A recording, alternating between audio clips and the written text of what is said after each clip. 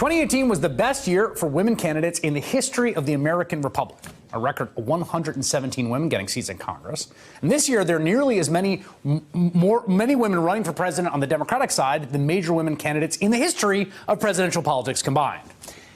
And yet, when you look at the top 5 2020 candidates in the latest Emerson polling, something jumps out. 4 are white men. So, what has and hasn't changed in the way gender structures how we cover and perceive women candidates for president? I'm joined by Rebecca Traister, writer at large for New York Magazine, author of Good and Mad, The Revolutionary Power of Women's Anger. Good to have you back. It's good to be here. What do you think? Well, I think we're in a very early stage. I think that people are incredibly terrified post-2016. I know a lot of women, a lot of feminists who have lived their whole lives wanting to see a woman president who are like, after Hillary, I do not think a woman can win. And even though they might prefer Warren or Gillibrand or Harris, they're saying, I'm not going to, I'm not going to go there. It's too terrifying. We got to pick the safe white guy. So there's a little bit of that.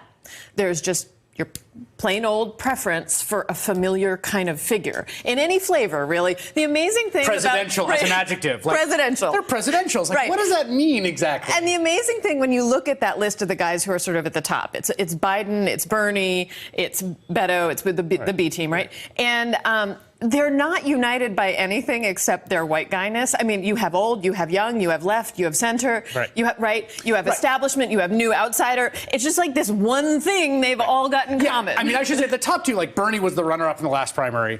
Biden was the vice president for the most popular Democratic president in years, and so those 2, and one of the dominant figures in Democratic politics. Like those 2, I think, are in a sort of different category. Totally. It's when you're getting the Beto and the Buttigieg next to that, that I think actually where that category starts to look like interesting. Right. And that's also why I say this is really early. There is a lot of, if I believed that this was going to persist through the primaries, I would be completely desolate and hopeless. And I do not believe that. I do not believe that. Oh, I want to. So you talked about the sort of once bitten, twice shy kind of feature of this. I thought this quote was interesting. This is back in January, New York Times asked Joyce Cusack, who's a former DNC member, if Florida would see a woman president in her lifetime.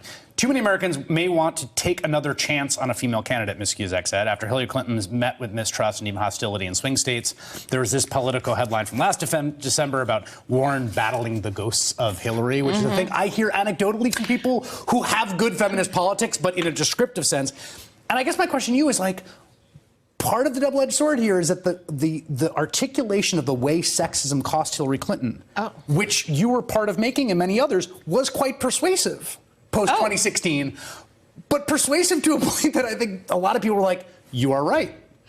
Right. But yes, women have an uphill battle, and maybe we shouldn't do that. It's interesting because, this is something that Elizabeth Warren actually talked to me about last summer when I profiled her, in a subtle way, because she talked about how when she got into the race for Senate in Massachusetts, she was coming on the heels of a historic woman candidate, Martha Coakley, who lost very badly in Massachusetts. And she told the story, just as a side story, of how lots of people told her, the state's not ready, don't do it, look what happened to Martha Coakley. She has already had that experience of coming in as a candidate when a major female candidate has flamed out previous and all of the sort of anxieties about it. I think it's also important to remember, if we think back in 2007, there was a lot of anxiety about whether Barack Obama could win amongst Democrats. No, remember, prior... My facial expression is like, among black Democrats. Right, among black Democrats in particular, until he won in Iowa, when it was like, oh, wait.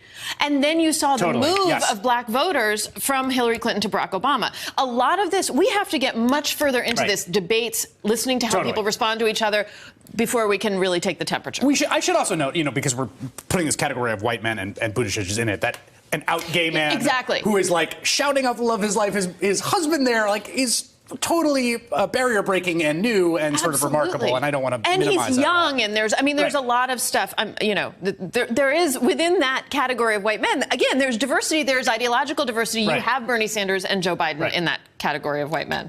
Do you think, though, I guess my question is, like, what is the connection between what we saw in 2018 and now? That's the thing I think I'm having a hard time solving in my head. Well, in part, it's voters. Listen, as somebody who writes about women candidates, I heard a lot of this in 2018, including from feminists, from women at organizations that support women candidates who are like, look, a lot of these women candidates aren't going to win.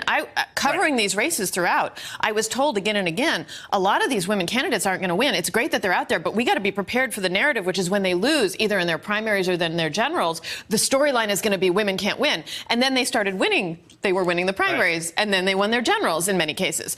And so this isn't that dissimilar. Oh, that's interesting. To me. We're just early enough that we haven't had any voters, right? One of the things that I think a lot of that's a great point. Pundits get wrong is they're basing this a lot on prior voting patterns, which have been completely all over the place. And here's the secret: no one knows anything. No. If there's one thing I know everything, say, but I mean, aside from that, obviously, to the television audience that is currently watching us speak with expertise, we don't know anything.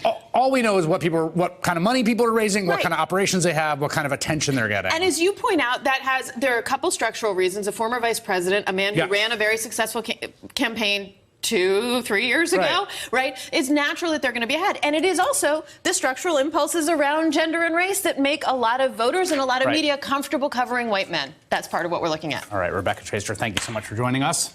Hey there, I'm Chris Hayes from MSNBC. Thanks for watching MSNBC on YouTube. If you want to keep up to date with the videos we're putting out, you can click subscribe just below me or click over on this list to see lots of other great videos.